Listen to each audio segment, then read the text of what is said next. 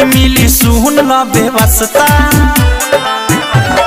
ढोरीपुर में पान खइह जौबनपुर में नसता, मोहन वाला ताजा राजा कहट जाई रसता। आवा हमारा लंदन जाता रह तू तो लंदन, आवा हमारा लंदन जाता रह तू तो लंदन।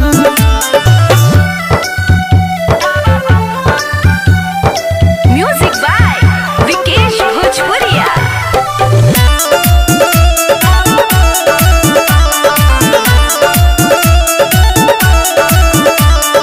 चोली बाजार में बोली ना बोली हो, लहंगा नगर बा पीछे में गलिया गली में मलिया सा पास बनोट घींचे में।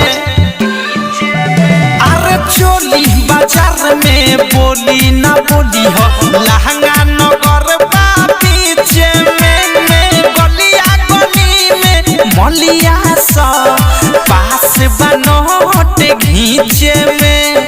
झूलापुर रसगुल्ला खइह, सायापुर सब पापड़ी, महलपुर में मिश्री मिली सोट के खइह बाबरी। लालीपुर में घूमे सब छौरी खाली लाबरी, जाए के बेरी खालो हो जवानी के मुर्गा बहरी।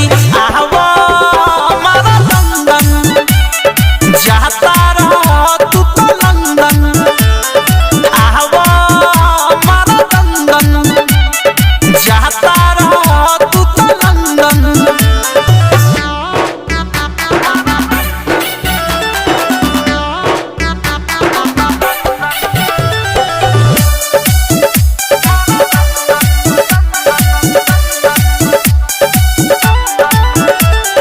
सारी नगर में गाड़ी न जइह, कमर नगर न तो छूट जाई।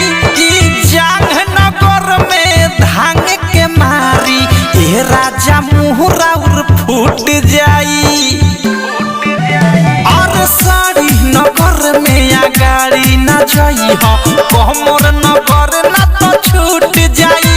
ई जांग नगर में धांग के मारी ए राजा मुहरा उर फूट जाई।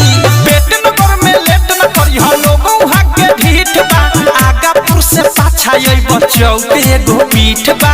राइटर थारू अवधेश फरियाद जदी चीत बा, चुमा लेके देखई मिठाइयों से मीठ बा।